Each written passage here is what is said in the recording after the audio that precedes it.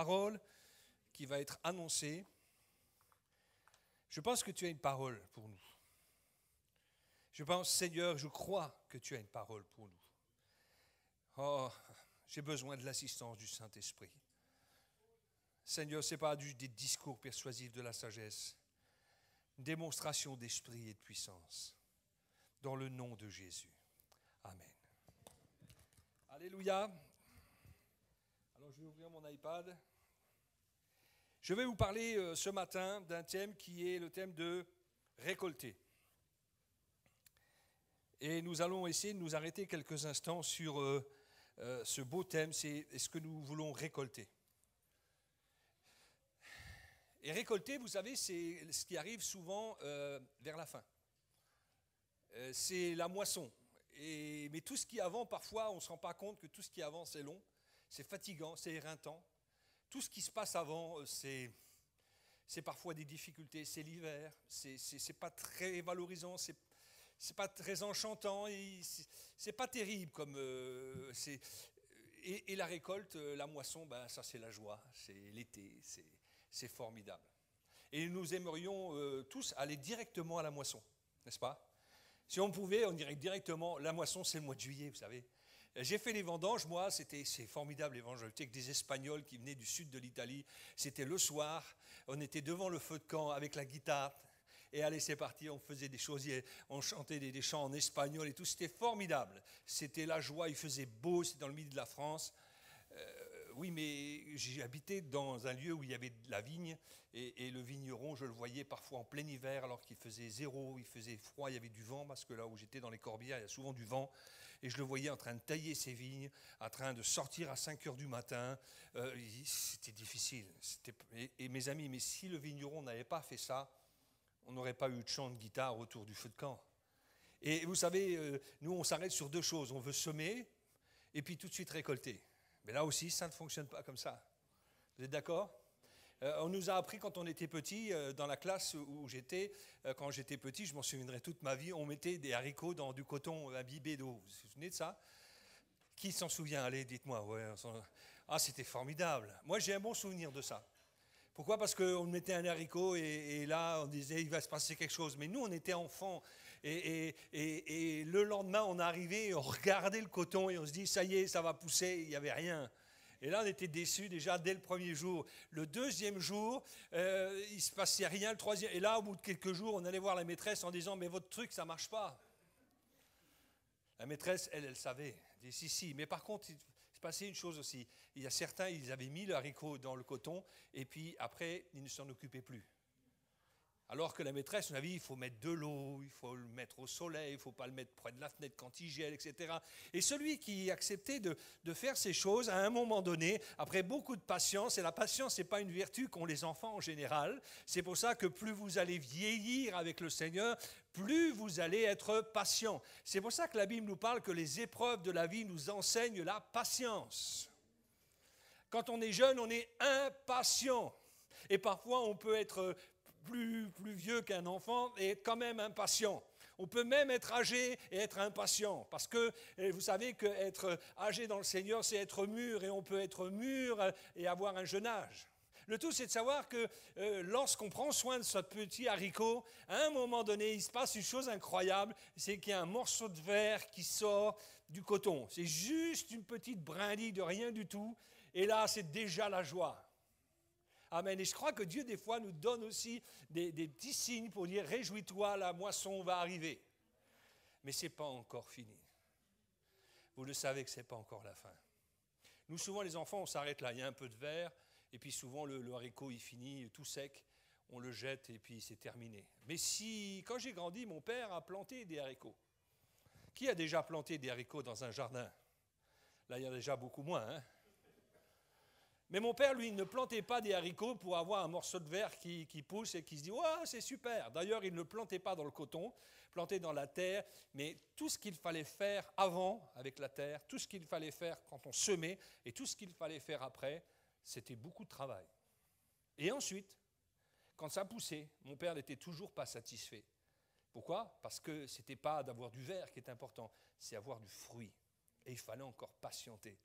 Et quand le fruit arrive, nous, les enfants, quand on ne sait pas, on a tout de suite envie de prendre les haricots. Mais celui qui a le maître de la moisson, le papa, parce que j'ai une idée de mon père qui était un très bon jardinier, disait non, non, non, c'est pas encore mûr.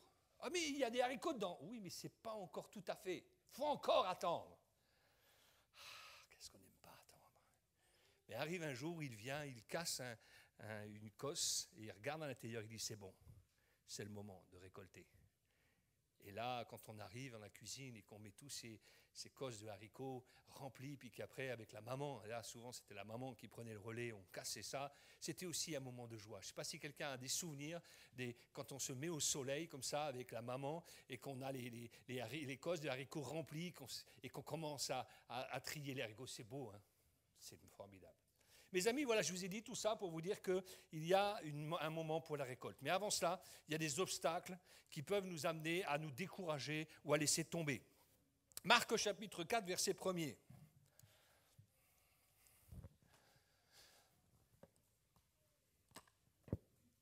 Jusqu'à quelle heure j'ai, il m'a dit 35 minutes, mais du coup, jusqu'à quelle heure j'ai, les gars? À quelle heure je dois m'arrêter? Dites-moi. À 45, d'accord, merci. Marc chapitre 4.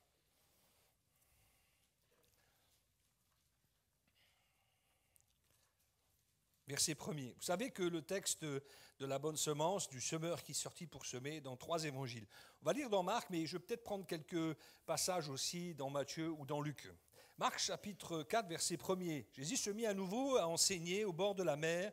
Une grande foule s'étant assemblée auprès de lui, il monta et s'étant assis dans une barque sur la mer.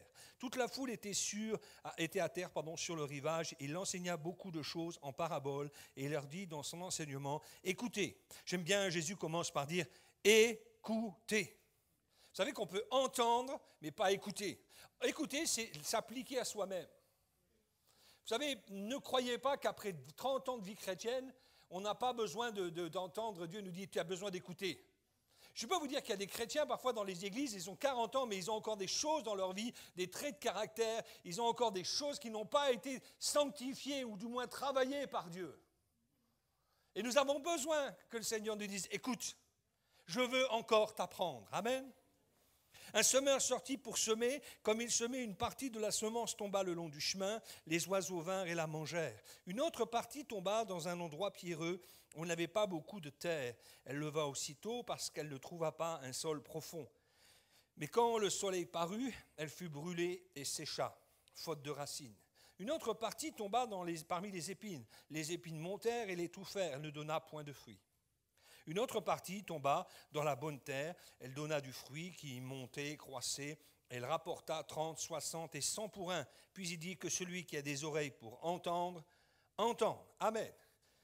Vous avez vu que là, il y a différents processus. Il y a le processus du il n'y a rien, il y a un peu de verre, il y a des feuilles, et la fin quand même, c'est il y a des feuilles et il y a du fruit. Alléluia. Et c'est ça que le Seigneur veut. L'important, c'est de se dire comment nous écoutons. Comment nous écoutons? Pourquoi le Seigneur nous enseigne? Parce que nous allons tous connaître dans notre vie des moments, des obstacles pour porter du fruit. Nous devons écouter. Pourquoi? Parce que Dieu lance des appels, Dieu appelle, Dieu lance une vocation, Dieu donne des visions. Alléluia. Mais il nous dit aussi, attention, ce n'est pas parce que tu as une grande vision que tout va bien se passer. Même je dirais, plus tu as une grande vision, plus c'est difficile. Hello? Paul dira à Timothée, écoute, tu as suivi de près mes enseignements, etc. Tu as vu un peu de près mon ministère.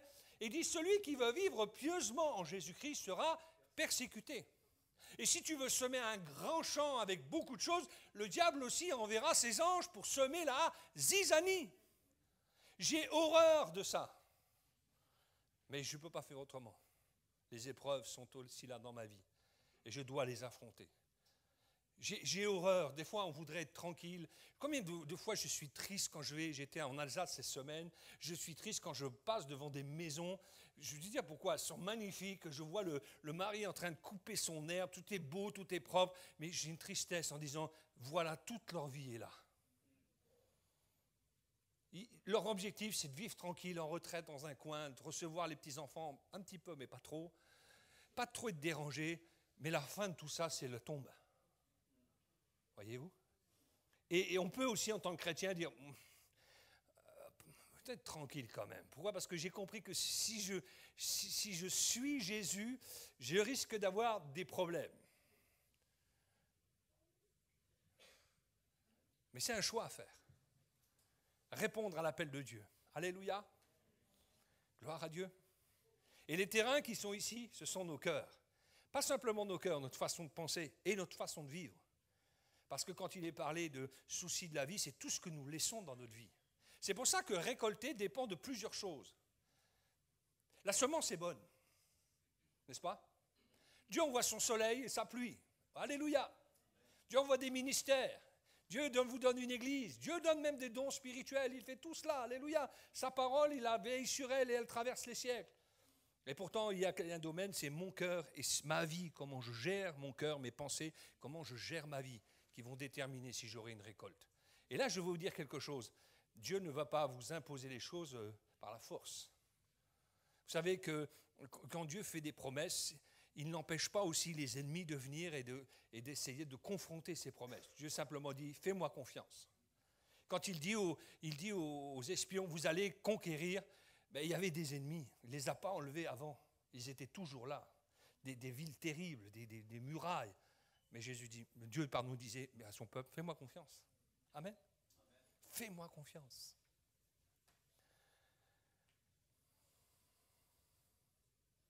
Comment nous réagissons devant les difficultés? Et nous allons en voir quelques-unes. La Bible dit que nous devons veiller sur notre cœur plus que toute autre chose. Alléluia. Nous devons aussi veiller sur quelque chose, c'est sur nos pensées. Comment nous pensons. Amen. Et nous devons faire attention que parfois les commencements sont méprisables. Ils sont petits. Parfois même, nous avons l'impression d'échouer quand nous commençons. Mais Dieu dit, je n'ai pas encore dit mon dernier mot. Ne regarde pas le commencement d'une chose, mais considère plutôt la fin d'une chose. Et la fin, c'est Dieu qui détermine la fin. Amen. Les commencements peuvent être méprisables, peuvent être méprisés, peuvent même nous décourager. J'ai vu des gens qui ont commencé une vision, et quand ils ont vu les commencements qui étaient trop petits, ils ont claqué la porte, je vous assure. Il y a même des pasteurs qui ont voulu commencer une église, commencer une œuvre, et au début, bien sûr, il y avait un peu de monde, puis après, rapidement, il y avait moins de monde, et alors ils ont tout claqué la porte, et je pense qu'ils auraient dû simplement persévérer.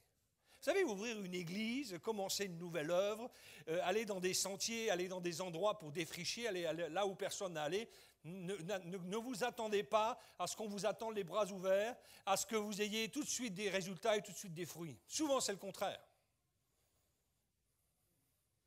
Vous êtes seul.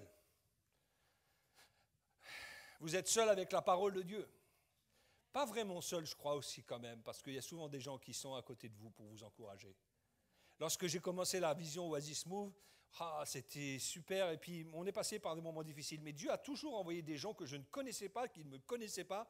Dans des églises, je suis passé, les gens ont dit, voilà ce que j'ai reçu, des gens qui ont une vision, des choses. Et tout ça, c'était comme des puissants encouragements pour dire, n'abandonne pas. Amen.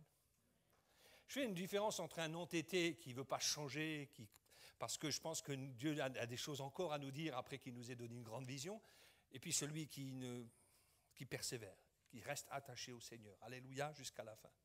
Mes amis, comment allons-nous réagir? Car ceux qui méprisaient le jour des faibles commencements se réjouiront en voyant le niveau dans la main de Zorobabel. C'est 7 yeux de l'Éternel qui parcourent toute la terre. Dieu voit toutes choses. Il a un temps d'avance sur nous. Il dit, ne méprise pas le temps des faibles commencements. Zacharie 4,10. Alléluia.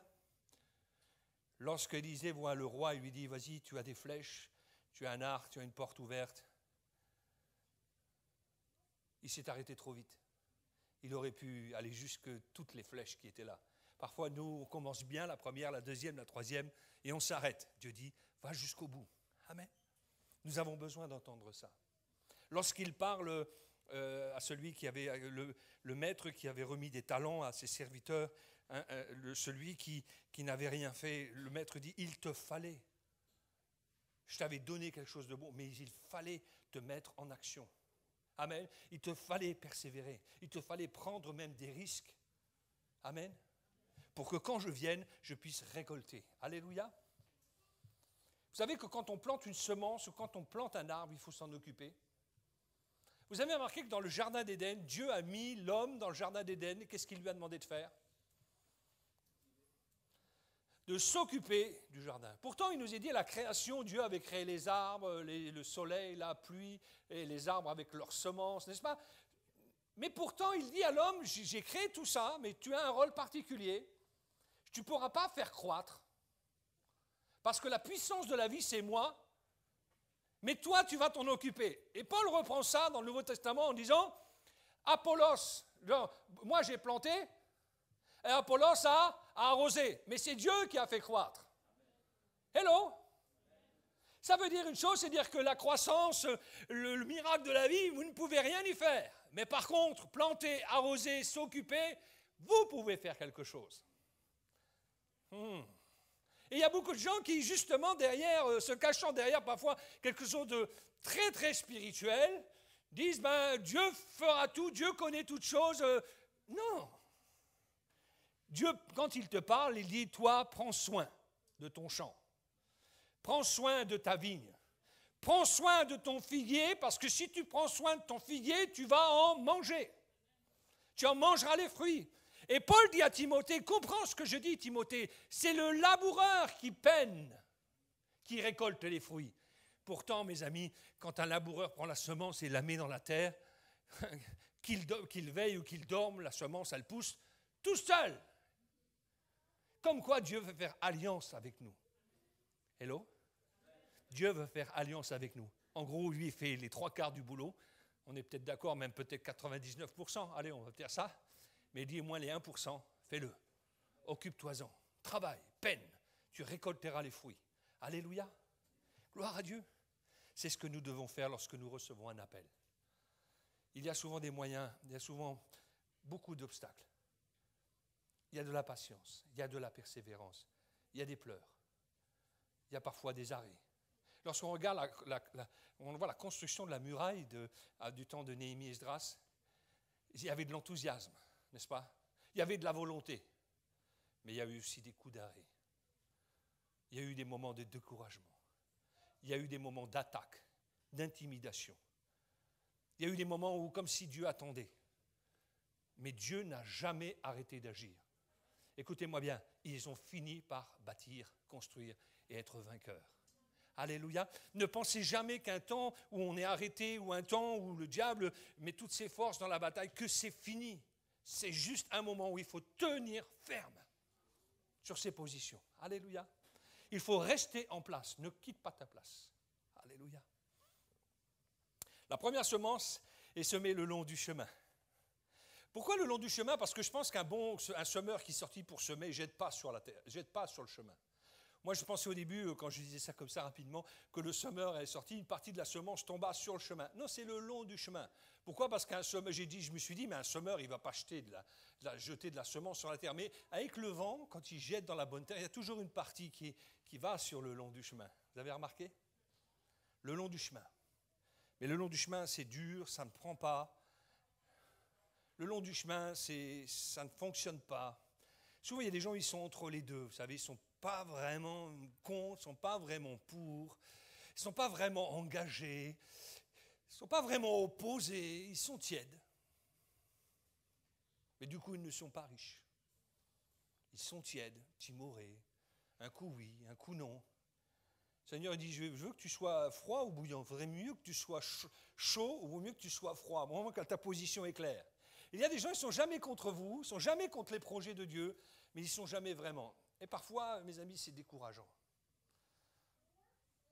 Parce que ce que je pense, c'est que pour suivre Jésus, il faut avoir une vie radicalement livrée à lui.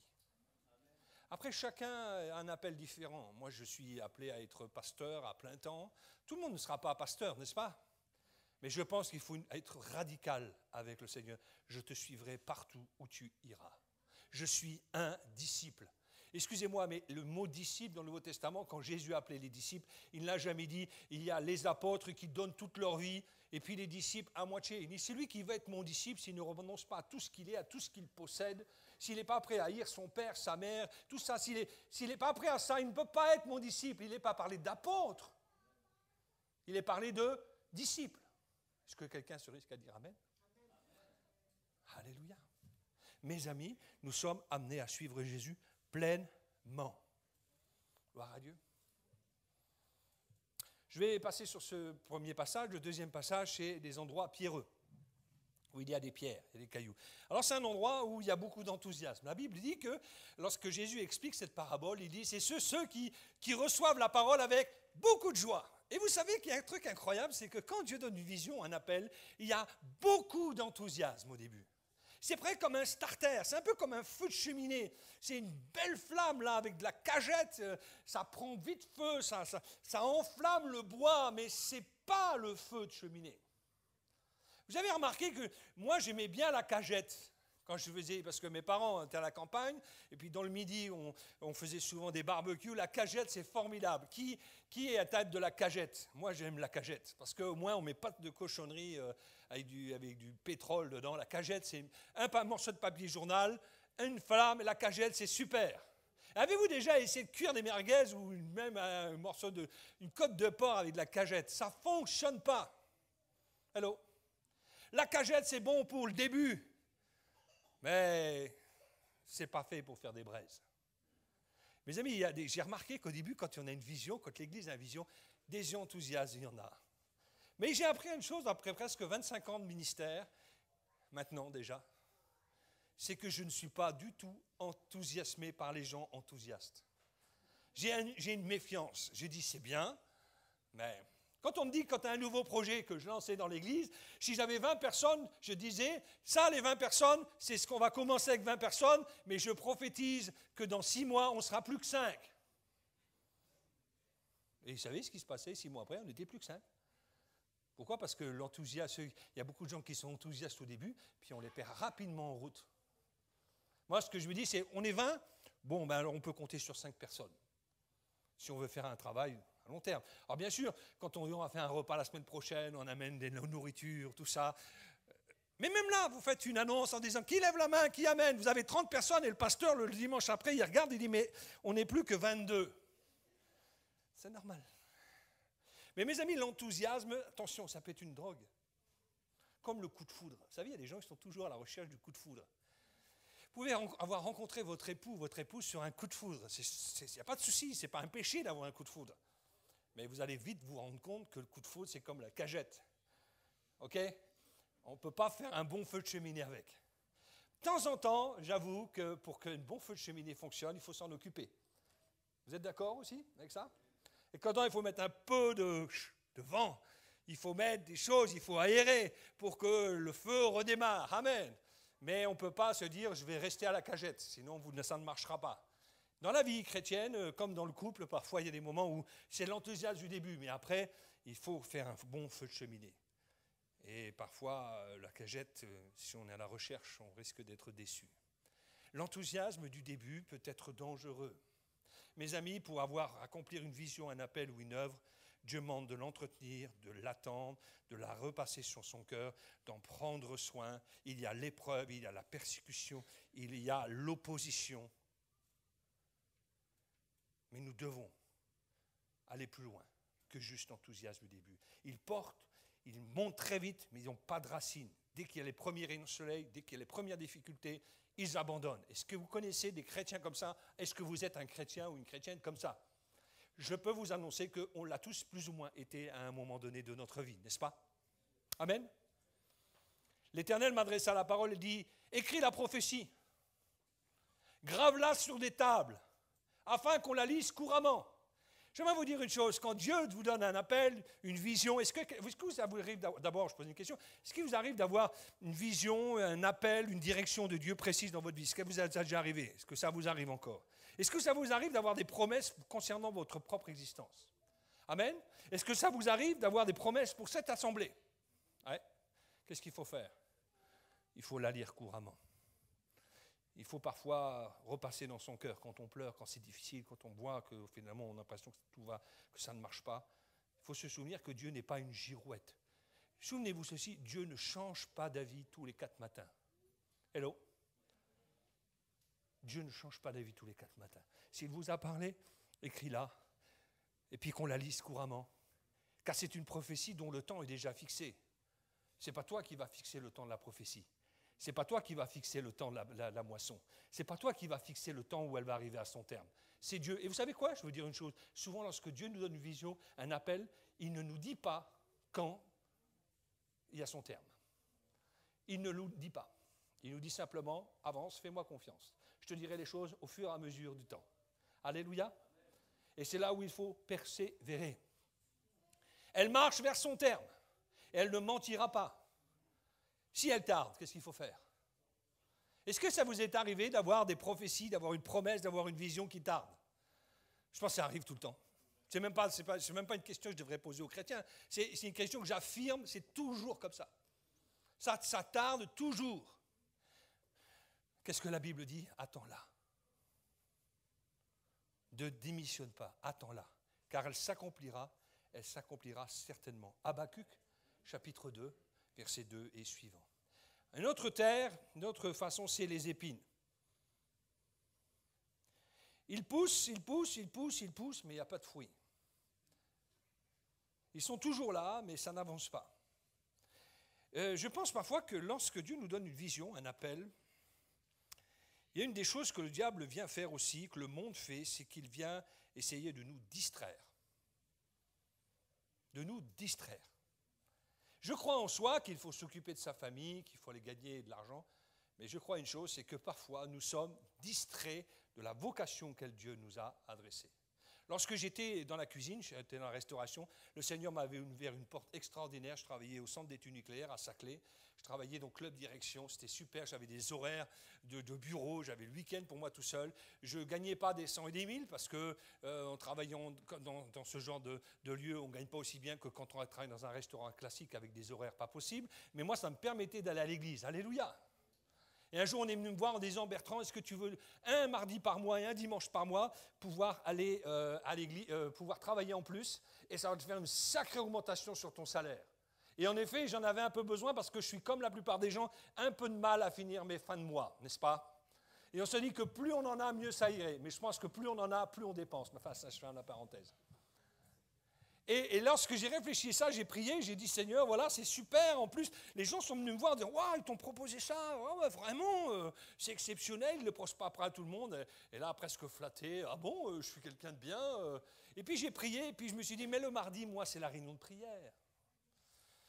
Et j'étais revenu au Seigneur, j'avais dit, Seigneur, je te consacre le reste de ma vie. J'ai dit, un mardi par mois, et le dimanche, c'est l'église. Un dimanche par mois, c'est pas beaucoup. Mais j'ai prié et j'ai senti que non. Quand j'ai été voir la direction, je leur ai dit non, ils m'ont regardé avec des yeux en disant, c'est qui cet extraterrestre? Je ne sais pas si je leur ai dit pourquoi je ne voulais pas accepter leur proposition. Je crois que je leur ai dit, et là ils m'ont regardé encore plus, d'une manière encore plus drôle, mais je ne voulais pas être distrait parce que j'avais un travail à faire. Alléluia. Gloire à Dieu.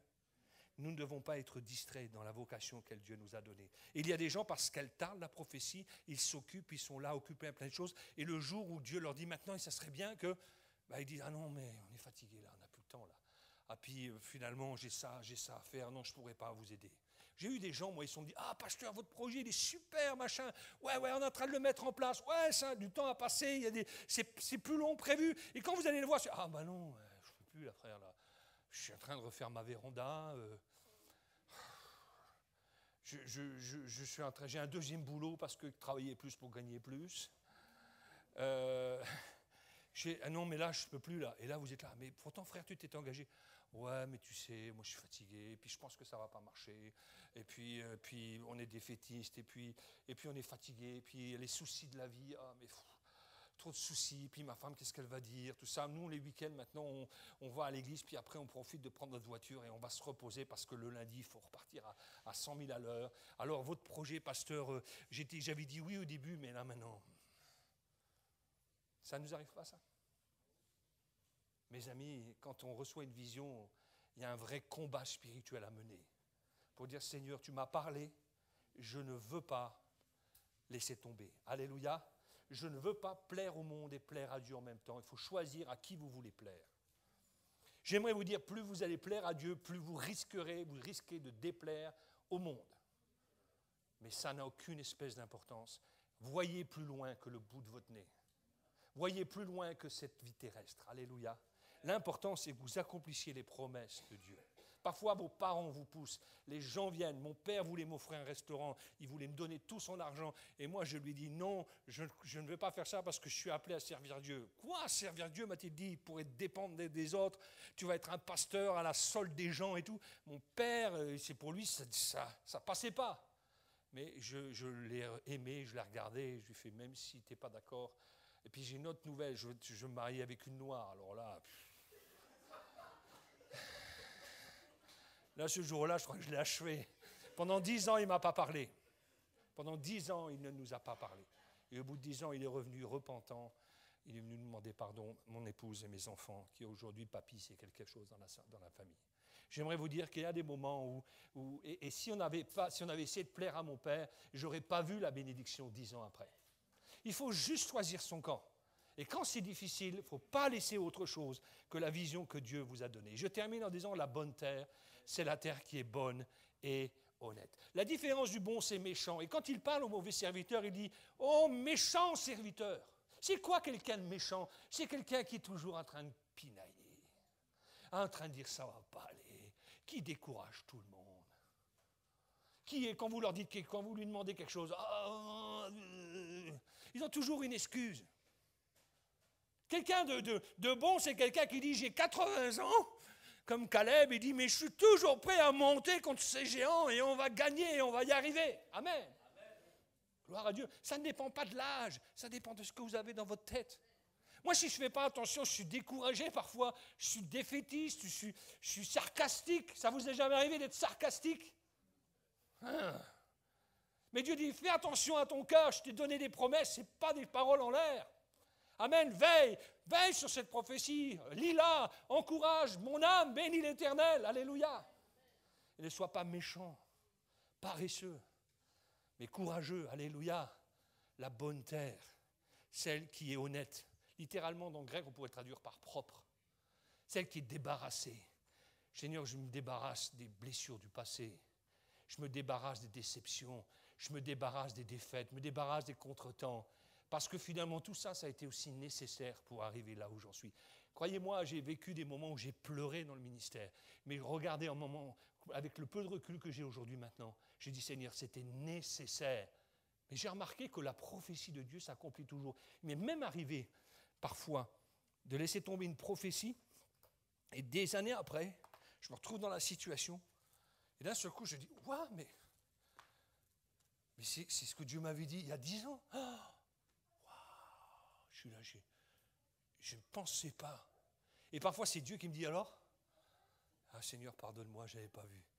Quand, vous savez, quand Dieu va d'un point A à un point B, il ne prend pas souvent des lignes droites. Hein. N'est-ce pas? Moi, j'aimais bien en mathématiques, physique, géographie, je ne sais pas en quoi c'est exactement on faisait. J'aimais bien les lignes droites, mais souvent, il n'y avait pas que des lignes droites. Mais Dieu a dit, j'irai jusqu'au point B. Amen. La prophétie va s'accomplir. Alléluia. Il faut que tu persévères. Ah non, je vais quand même terminer par un verset biblique et puis nous allons prier ensemble. Regardez avec moi. Parce que celui qui marche en pleurant quand il porte la semence. Aïe, aïe, aïe, Seigneur, je pensais moi que je n'allais pas pleurer, je pensais que ça allait être facile. Tu as dit que tu donnerais la vie, tu fais croître, oui. Mais Dieu dit, toi tu feras arroser, tu vas semer. Et même quand un jour un vigneron voit un arbre qui ne porte pas de fruits, qu'est-ce qu'il fait? Il dit au propriétaire, attends encore un peu, avant de le couper, je vais creuser tout autour, je vais y mettre du fumier, peut-être qu'il va finir par porter du fruit. La persévérance, la patience. Quand il porte la semence, revient avec allégresse quand il porte ses gerbes. Amen. Je ne sais pas quelle est votre vie, je ne sais pas ce que Dieu a décidé pour vous ou pour cette assemblée. Mais je vais vous dire une chose. Si Dieu a parlé, sa parole s'accomplira. Ne soyez pas de ceux qui sont à la traîne. Ne soyez pas de ceux qui voient de loin. Ne soyez pas de ceux qui voient de loin mais qui n'entrent pas. Mais soyez de ceux qui disent, au début j'étais enthousiaste, au début j'étais là. Le diable est venu, les circonstances sont venues pour essayer de me décourager. Mais aujourd'hui, j'ai compris, Seigneur, que tout ça c'était nécessaire et que ce n'est pas le diable qui aura le dernier mot. Amen. Mais nous irons ensemble, nous vaincrons Alléluia. Et nous récolterons ce que nous avons semé. Gloire à Dieu. On peut prier ensemble, vous voulez bien? Amen. Oh Jésus. Alléluia. Est-ce qu'il y a des gens qui veulent lever la main en disant, Seigneur, tu m'as parlé ce matin. J'aimerais simplement vous demander de faire un geste devant Dieu. Je ne connais pas votre vie, mais j'aimerais vous dire, si vous faites ce geste devant Dieu, c'est pour signifier à Dieu,